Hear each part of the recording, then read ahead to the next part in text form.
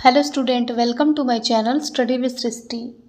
आज के लेक्चर में आप लोगों का स्वागत है। पिछले लेक्चर में आप लोगों ने देखा था कि हम सेट के बारे में पढ़े थे और उससे रिलेटेड जितने भी एग्जांपल्स थे, एक्सरसाइज थे, वो सारा हम कंप्लीट कर लिए थे। तो अगर आपने पिछला वीडियो नहीं देखा है तो प्लीज़ जाके हमारे चैनल पे वीडियो को देखें, ताकि जब आप सेट को समझ पाएंगे उसके बाद ही आपको रिलेशन एंड फंक्शन समझ में आएगा, नहीं तो नहीं आएगा। ठीक है, तो पहले आप सेट को अच्छे से पढ़ ले, उसके बाद ही आपको जो दूसरा चैप्टर है वो समझ में आएगा। ठीक, तो आज के लेक्चर में हम रिलेशंस एंड फंक्शंस के इंट्रोडक्शन के बारे में बात करेंगे। कल हम एक्सरसाइज 2.1 को स्टार्ट करेंगे। ठीक है, यहाँ पर आप देख सकते हैं कि हमने रिलेशन एंड फंक्शन को कैसे दिखाया है कि रिलेशन जो होता है उसके अंदर हमारा फंक्शन आता है। ठीक है, आज हम इंट्रोडक्शन के बारे में बात कर रहे हैं। क्लास 9th और 10th में आपने एक चैप्टर पढ़ा होगा जो है कि कोऑर्डिनेट ज्योमेट्री। ठीक है, इस चैप्टर में किसी भी पॉइंट को, जैसे आपका प्लेन होता है ना, x axis and y axis, उसमें जब कोई पॉइंट होता है तो उसके दो कोऑर्डिनेट होते हैं। ठीक है, एक एक्स कोऑर्डिनेट होता है एंड एक वाई कोऑर्डिनेट होता है। ठीक है, इसमें एक्स कोऑर्डिनेट को पहले और वाई कोऑर्डिनेट को हम बाद में लिखते हैं और इसे हम क्या बोलते हैं, ऑर्डर्ड पेयर। ठीक है, ऑर्डर्ड पेयर मतलब कहने का मतलब क्या है कि ऑर्डर जरूरी होता है कि एक्स प्लेन आना चाहिए और वाई प्लेन बाद में आना चाहिए, तो उसे ही हम ऑर्डर्ड पेयर बोलते हैं। ठीक है, इसका हम डेफिनेशन देख लेते हैं। ऑर्डर्ड पेयर का डेफिनेशन क्या है कि an ordered pairs consist of two objects और elements in a given fixed order. ये इसका डेफिनेशन हो गया, यानी कि क्या है कि एक ऑर्डर्ड पेयर कंसिस्ट करता है दो ऑब्जेक्ट को या दो एलिमेंट को जिसको ऑर्डर फिक्स होना चाहिए। ठीक है, तो इसे ही हम क्या बोलते हैं, ऑर्डर्ड पेयर बोलते हैं। इसका एग्जांपल क्या है कि coordinate of any point in x y, ये इसका एग्जाम्पल है, यानी कि जो x है वो हम पहले लिखेंगे और y को हम क्या करेंगे, बाद में लिखेंगे। तो यही हमारा ऑर्डर्ड पेयर हो गया। ठीक है, अगला क्या है कि equality of ordered pair. Equality of ordered pair का डेफिनेशन क्या है कि two ordered pair x1 y1 and x2 y2 are equal if x1 equal to x2 and y1 equal to y2। यानी कि आप कैसे समझ सकते हैं कि जैसे मान लीजिए कि दुनिया में एक ही ऑर्डर्ड पेयर तो होगा नहीं, कई ऑर्डर्ड पेयर होंगे। ठीक है, तो मान लीजिए कि ये x1 y1 और x2 y2 दो ऑर्डर्ड पेयर दिया है। ठीक है, तो ये आपस में इक्वल कब होंगे, जब x1 इक्वल टू x2 हो जाए और y1 इक्वल टू y2 हो जाए, तब ये आपस में क्या होंगे, इक्वल होंगे। ठीक है, इसका एग्जाम्पल कह दिया कि find the value of a and b if 3a minus 2 if 3a minus 2 comma b plus 3 equal to 2a minus 1,3। इसमें हमें क्या करना है, a और b की वैल्यू फाइंड करना है। तो चलिए हम a और b का वैल्यू कैसे फाइंड करेंगे। देखिए, पहले हम दोनों को आपस में इक्वल करेंगे ना, तो 3a है जो, ये 3a माइनस 2 इक्वल टू हम क्या बोलेंगे, 2a माइनस 1। ठीक है, अब हम क्या करेंगे कि जो 2a है उसको हम 3a के पास लाएंगे, तो वो उधर प्लस है तो इधर माइनस हो जाएगा। तो जब 3a माइनस 2a हो जाएगा तो ये a हो जाएगा इक्वल टू -1, और 2 को उधर भेजेंगे +2 हो जाएगा, तो 2 - 1 1 हो गया। तो यानी कि a इक्वल टू कितना आ गया, 1 आ गया। ठीक है, और उसके बाद से हम क्या करेंगे, कि b प्लस 3 इक्वल टू 3 लिखेंगे, और जब 3 को उधर भेजेंगे तो b इक्वल टू क्या हो जाएगा, 3 - 3 equal to 0। a equal to 1 आ गया और b इक्वल टू यहाँ पर 0 आ गया। ठीक, फिर क्या है कि Cartesian product of sets. Cartesian product of set क्या होता है कि let A and B be two non empty set, A और बी कोई दो नॉन एम्प्टी सेट होगा। ठीक है, the set of all ordered pair A B such that A belongs to A, B belongs to B is called Cartesian product of sets A and B. यानी कि ए capital A में belong करना चाहिए और B capital B में belong करना चाहिए। It is denoted by A cross B, इसे हम ए क्रॉस बी से रिप्रेजेंट करते हैं। और A cross B equal to क्या होता है, इसका सेट बिल्डर फॉर्म क्या है कि A comma B such that A belongs to A and B belongs to B.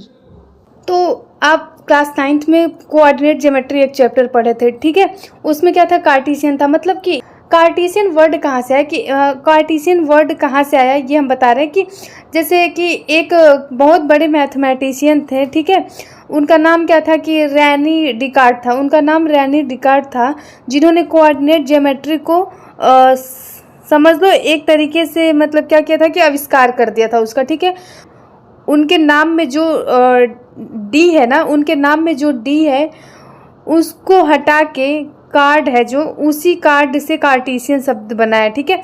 और वो जो कार्टेशियन है, इस कार्टेशियन का मतलब होता है प्लेन में होने वाले पॉइंट्स।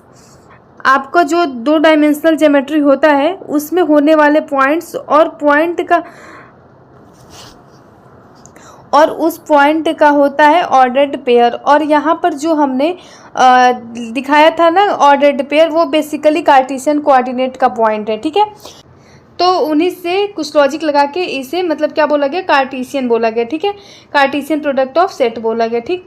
क्योंकि जब सेट को आप प्रोडक्ट करते हैं ना, तो यहाँ पे जो ऑर्डर है वो इम्पॉर्टेंट होता है। अगर 2 सेट ए और बी है तो ए का बी से प्रोडक्ट और बी का ए से प्रोडक्ट बोथ आर डिफरेंट, ये दोनों डिफरेंट होता है, ठीक है।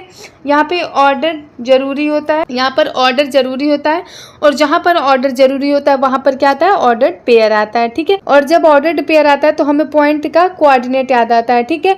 और जब पॉइंट के कोऑर्डिनेट याद आते हैं तो हमको कोऑर्डिनेट ज्योमेट्री याद आती है, ठीक। और कोऑर्डिनेट ज्योमेट्री जब आती है तो क्या आता है, कार्टेशियन याद आता है। तो वहाँ से इसका नाम डिराइव हुआ है कार्टेशियन प्रोडक्ट ऑफ सेट, ठीक। आई होप ये लॉजिक आपको समझ में आ गया होगा थोड़ा। वैसे नाम से तो क्वेश्चन आएंगे नहीं, but due to respect of mathematics, भाई हर चीज़ की रिस्पेक्ट करनी ज़रूरी होती है, ठीक है। तो मैथमेटिक्स की भी रिस्पेक्ट करनी चाहिए, तो हमने ये बात आपको बता दी, ठीक है। अब हम बात करेंगे एग्जाम्पल पे। एग्जाम्पल क्या दिया कि a = 1, 2 and b = a, b।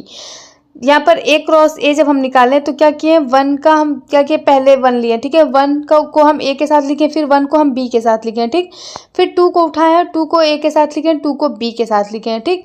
अब यहाँ पर आप देख सकते हैं कि जो number of element of a है वो 2 है, ठीक है। और जो number of element of b है वो भी 2 है। तो जब हम number of element of a cross a निकालें तो वो भी हमारा 4 आ रहा है। यानी कि हम देख सकते हैं कि जो number of element of a cross a है वो किसके इक्वल आ रहा है, number of element of a cross number of element of b, ठीक। फिर कुछ इंपॉर्टेंट पॉइंट है, इफ a = 5 और b = 5 then a cross b = 5। अगर a = 5 दिया है यानी कि एम्प्टी सेट दिया है और b = भी एम्प्टी सेट दिया है, तो जब हम उसका प्रोडक्ट करेंगे तो वो भी हमारा एम्प्टी ही आएगा, ठीक है। यहाँ पर एग्जाम्पल क्या दिया है कि a = 2, 4, 6 and b = 1, 2 find a cross b and b cross a। हमें यहाँ पर a क्रॉस b और b क्रॉस a फाइंड करना है, ठीक। तो चलिए हम इसको फाइंड करते हैं। पहला लेंगे a क्रॉस b, ठीक है। a क्या दिया है, 2, 4, 6 और b है 1, 2। तो पहले हम 2 को उठाएंगे, 2 को 1 के साथ लिखेंगे, 2, 1, फिर 2, 2, ठीक है। उसके बाद से हम 4 को लेंगे, 4, 1, 4, 2, ठीक है। उसके बाद से हम 6 को लेंगे, 6, 1, 6, 2, ठीक। तो इतना हम यहाँ पर ले लेंगे, हमारा क्या निकल के आ गया, a क्रॉस b, ठीक है। और दूसरा क्या है, दूसरा हमें निकालना है b cross a, b cross a, ठीक है। तो हम सेम क्या करेंगे, ऐसे ही पहले हम 1 और 2 को उठाएंगे, ठीक है। पहले हम 1 को लेंगे, 1, 2, 1, 4, फिर क्या है 1, 6।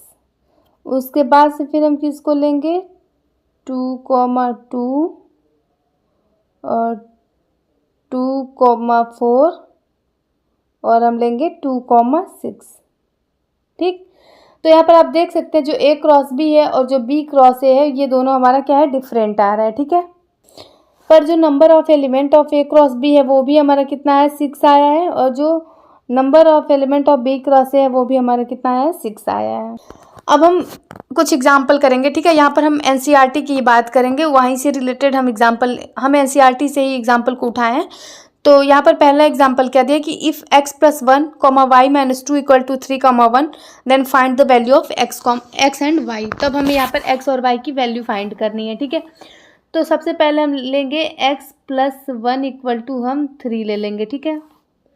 और ये y - 2 = 1 ले लिए। अब x = हम क्या करेंगे, 1 को राइट साइड में भेजेंगे तो 3 - 1 हो जाएगा, x = 3 - 1 = 2 आ गया। तो x की वैल्यू 2 आ गई। और y = हम 2 को राइट साइड भेजेंगे तो 1 + 2 = 3, y = 3 आ गया। यहाँ से हम देख सकते हैं कि x की वैल्यू 2 और y की वैल्यू 3 आ गई। फिर एग्जाम्पल नंबर 2 क्या दिया है कि if p equal to A B C and q equal to R form the sets p cross q and q cross p are those two products are equal. मतलब हमें ये दिखाना है कि क्या इन p क्रॉस q और q cross p दोनों आपस में इक्वल होगा कि नहीं। तो सबसे पहले हम p क्रॉस q को निकाल लेते हैं। p क्रॉस q जब हम निकालेंगे तो क्या करेंगे, पहले हम a को r के साथ लिखेंगे, ठीक है, कॉमा b को r के साथ, फिर हम क्या करेंगे c को हम r के साथ लिखेंगे। ये हमारे क्या आ गया p क्रॉस q। फिर हम q क्रॉस p को लिखेंगे, q क्रॉस p। तो हम सबसे पहले r लेंगे, r कॉमा a, फिर r कॉमा b, फिर r कॉमा c। ये हमारा p क्रॉस q और q क्रॉस p आ गया। तो यहाँ पर हम देख सकते हैं कि जो p क्रॉस q है और जो q क्रॉस p है वो आपस में क्या है, इक्वल नहीं है। ये दोनों आपस में इक्वल नहीं है। तो यहाँ पर हम बोल सकते हैं कि इन दोनों का प्रोडक्ट आपस में ये इक्वल नहीं आ रहा है, ठीक है। फिर तीसरा एग्जाम्पल क्या दिया है कि let a equal to 1 2 3, b equal to 3 4 and c equal to 4 5 6। Find a cross b intersection c। हमें यहाँ पर इसकी वैल्यू फाइंड करनी है, ठीक है। तो चलिए हम इसकी वैल्यू फाइंड करते हैं। यहाँ पर हम सबसे पहले क्या करेंगे, a cross b intersection c निकालेंगे। तो b इंटरसेक्शन c क्या है, यानी कि b और c दोनों में क्या कॉमन है। तो हम देख सकते हैं कि b और c में क्या कॉमन मिल रहा है। पर हम देख सकते हैं b और c में 4 कॉमन मिल रहा है, ठीक है। अब हम क्या करेंगे, a क्रॉस 4 करेंगे, ठीक है। तो a क्या दिया है 1 2 3 क्रॉस ये हम 4 ले लें, ठीक है। अब हम बारी बारी से एक एक एलिमेंट को उठाएंगे। तो 1 4 ले लिए, फिर हम क्या करेंगे 2 4 लेंगे, फिर क्या करेंगे हम 3 4 लेंगे। तो ये हमारा आ गया a cross b intersection c की वैल्यू, ठीक। उसके बाद हमें इसी क्वेश्चन में दूसरा क्या फाइंड करना है कि a cross b intersection a cross c, ठीक है। तो सबसे पहले हम क्या करेंगे, a क्रॉस b फाइंड कर लेंगे। a क्रॉस b क्या आएगा,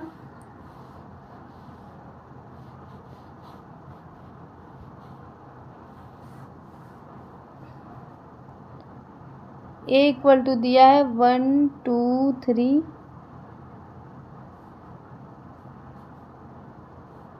और b इक्वल टू क्या दिया है 3 4 और c इक्वल टू क्या दिया है 4 5 6, ठीक है। तो हम क्या करेंगे, सबसे पहले a क्रॉस b निकालते हैं। a क्रॉस b क्या आएगा 1 3 1 3 आ गया, ठीक है। उसके बाद से क्या आया 1 4 आ गया, फिर 2 3 2 4, फिर क्या आएगा 3 3 और उसके बाद से 3 4 आ गया, ठीक है। फिर जब हम a क्रॉस c निकालेंगे तो a क्रॉस c हमारा क्या आएगा 1 4 1 5 1 6 2 4 2 5 2 6, फिर क्या आएगा 3 4 3 5 3 6 आ गया, ठीक है। अब हम क्या करेंगे, जब इसका इंटरसेक्शन फाइंड करेंगे तो यहाँ पर क्या होगा a cross b intersection a cross c, ठीक है। यहाँ पर आप देख सकते हैं कि इसमें क्या क्या कॉमन है, 1 4 दोनों में, फिर 2 4 दोनों में, उसके बाद से 3 4 दोनों में। तो हम इसको लिख लेंगे, यहाँ पर क्या लिखेंगे हम 1 4 2 4 फिर 3 4, ठीक है। तो ये आ गया हमारा a cross b intersection a cross c, ठीक है। हम ये भी जानते हैं कि जो हम पहले बताए हैं, पहला इसमें क्या था कि A cross B intersection C, जब हम इसको ओपन करेंगे तो क्या आएगा, A cross B intersection A cross C. तो हम यहाँ पर सीधे इसका आंसर लिख सकते थे, ठीक है, बट हम यहाँ पर निकाल के आपको दिखा दिए। अगर आपको समझ में आ गया होगा तो आप वैसे ही लिखिएगा, ऐसे निकाल के मत लिखिएगा, ठीक। थर्ड क्या दिया कि ए क्रॉस बी यूनियन सी। सबसे पहले हम बी यूनियन सी निकाल लेते हैं। बी यूनियन सी क्या होगा, इसमें 3 4 है, इसमें 4 5 6 है, तो बी यूनियन सी क्या होगा 3 4 5 6।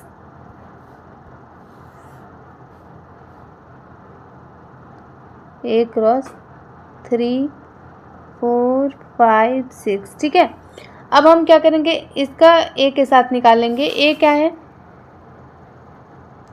1 2 3 दिया था, ठीक है, क्रॉस 3 4 5 6, ठीक।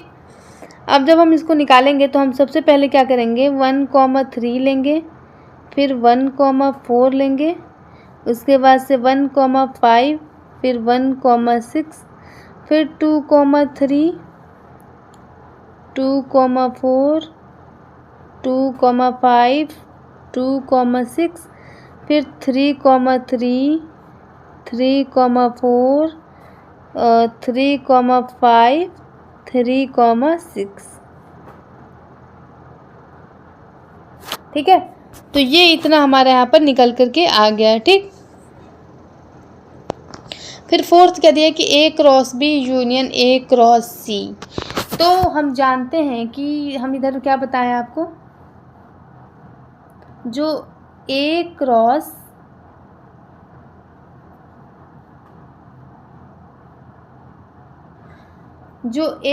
बी यूनियन सी है ना, वो किसके इक्वल है,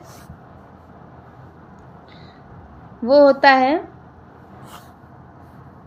जो A cross B union C है वो किसके इक्वल होता है, A cross B union A cross C, ठीक है। तो यहाँ पर आप निकाले हैं इसकी वैल्यू। तो जो A cross B union A cross C है वो किसके इक्वल है, A cross B union C की। तो जो A cross B union C की वैल्यू आई है वो आप यहाँ पर लिख सकते हैं, ठीक है। तो हम यहाँ पर वैल्यू रख करके नहीं दिखा रहे हैं, यहाँ पर आप ऐसे रख लीजिएगा, ठीक है। ये उसी के इक्वल आया, थर्ड वाले के इक्वल, ठीक। फिर एग्जाम्पल 4 क्या दिया कि if p equal to 1,2 form the set p cross p। हमें ये सेट बनाना है, ठीक है। तो चलिए बनाते हैं।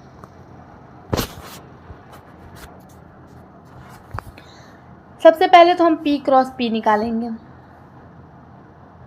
p क्रॉस p लेंगे तो क्या आएगा 1,2 क्रॉस 1,2, ठीक है। तो ये किसके इक्वल आ जाएगा 1,1, 1,2, फिर 2,1, 2,2, ठीक है। ये हमारा p क्रॉस p आ गया, ठीक है। अब हम क्या करेंगे p क्रॉस p लेंगे, ठीक। तो हम क्या करेंगे 1,1 है, 1,2 है, 2,1 है और 2,2 है, ठीक है। इसका हम किसके साथ निकालेंगे 1,2 के साथ निकालेंगे, ठीक। तो सेम हम वैसे करेंगे कि फर्स्ट को फर्स्ट के साथ लेंगे, ठीक। तो हम क्या करेंगे,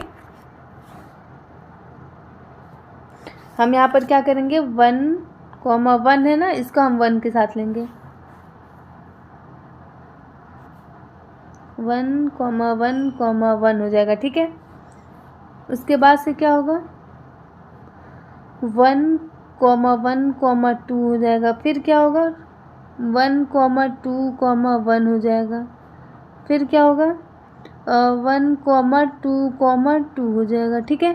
उसके बाद से क्या होगा 2,1,1 हो जाएगा, फिर क्या होगा 2,1,2, उसके बाद से क्या होगा 2,2,1, फिर 2,2,2। तो ये हो गया हमारा p क्रॉस p की वैल्यू, ठीक है। आई होप आप लोग इतना समझ गए होंगे। फिर एग्जाम्पल नंबर 6 क्या दिया है कि if r is the set of all real numbers what do the Cartesian product r cross r and r cross r represent, ठीक है। ये हमें इसमें दिखाना है, ठीक। तो जो ये आर है वो क्या दिया है यहाँ पर, वो क्या है, set of all real numbers, all real numbers, ठीक है। और हम बता चुके हैं कि क्या होता है real number, minus infinite two plus infinite, ठीक है। जो आर क्रॉस आर है ना वो क्या है, जब हम इसका सेट बिल्डर फॉर्म बनाएंगे तो ये क्या है, x comma y such that x belongs to R and y belongs to R, ठीक है। एक्स और वाई दोनों आर में बिलोंग करेंगे, ठीक है। जो ये आर क्रॉस आर है, जो ये आर क्रॉस आर है, ये क्या है हमारा क्या है, पॉइंट इन प्लेन, ठीक है। और जब हम आर क्रॉस आर लेंगे, ये आर क्रॉस आर है, ये क्या हमारा, जब हम इसका सेट बिल्डर फॉर्म बनाएंगे x y z such that x belongs to R, y belongs to R and z belongs to R, ठीक है। तो जो इसमें आर क्रॉस आर है, ये क्या है हमारा, पॉइंट्स इन स्पेस, ठीक है, क्योंकि यहाँ पर बात 3D की हो रही है, ठीक। ये पॉइंट इन स्पेस बोले या फिर 3D बोलिए इसको। फिर अगला एग्जाम्पल क्या दिया है कि ये 7th एग्जाम्पल है। एग्जाम्पल क्या दिया कि if A cross B equal to P Q P R M Q M R find A and B. यहाँ पर हमें ए और बी की वैल्यू फाइंड करनी है। तो हम क्या करते हैं, जो आगे वाले एलिमेंट है उसको हम क्या बोलते हैं, वो ए में बिलोंग करता है, ए को बिलोंग करेगा, ठीक है। और जो बाद वाला पीछे वाला है वो हमारा बी को बिलोंग करेगा। तो आगे वाला क्या है, हम लिख लेंगे यहाँ पर, आगे वाला क्या है, P है, फिर P है, फिर M है, दो बार आया तो हम दो बार नहीं लिखेंगे, हम सिर्फ एक बार लिखेंगे, ठीक है। तो ये P कॉमा M हो जाएगा A की वैल्यू। और B क्या है, बाद वाला क्या है, Q है, R है, फिर Q है, फिर R है, तो हम डबल नहीं करेंगे, एक बार ही लिखेंगे, ठीक है। क्योंकि ये रोस्टर फॉर्म में हम एलिमेंट को हम क्या करते हैं, दोबारा नहीं लिखते हैं, सिर्फ एक बार ही लिखते हैं, ठीक है। तो जब आप इसका A क्रॉस B निकालेंगे तो आप देख सकते हैं PQ PR MQ MR ही मिलेगा। तो यहाँ पर यह आपका A और B का वैल्यू मिल गया, ठीक है। फिर कुछ पॉइंट है कि number of elements in Cartesian product of two sets, ठीक है। Cartesian product of two sets में जो नंबर ऑफ एलिमेंट होते हैं वो क्या होता है, अगर ए बी दिया है, ठीक है, कोई दो सेट दिया है, ठीक है, जो number of element of A है वो पी है मान लीजिए, और number of element of B Q है, ठीक है। जब हम ए क्रॉस बी या फिर बी क्रॉस ए निकालेंगे, number of element of A cross B क्या होगा, number of element of A cross number of element of B हो जाएगा। तो number of element of A यहाँ पे पी दिया है, और जो number of element of A है यहाँ पर वो हमारा क्यू दिया है, ठीक है। तो ऐसे ही आप number of element of B cross A भी निकाल सकते हैं, ठीक। तो आई होप आप लोग को आज का वीडियो पसंद आया होगा। तो प्लीज़ अगर सेट नहीं पढ़े तो जाके सबसे पहले आप सेट्स को समझ लीजिए, पढ़ लीजिए, उसके बाद ही आपको रिलेशंस एंड फंक्शंस के बारे में समझ आएगा। तो आई होप आप लोग को इतना समझ में आ गया होगा। तो कल से हम एक्सरसाइज 2.1 स्टार्ट करेंगे, क्योंकि सबसे पहले हम किसी भी चैप्टर को स्टार्ट करने से पहले हम उसका इंट्रोडक्शन बताते हैं, ठीक है, ताकि जब भी आप उसका एक्सरसाइज करें तो आपको कोई भी प्रॉब्लम ना आए। अगर अच्छे से समझ गए तो एक्सरसाइज में आपको कोई भी प्रॉब्लम नहीं आएगा। तो आज के लिए बस इतना ही, फिर मिलेंगे कल नए वीडियो के साथ। Thanks for watching my video.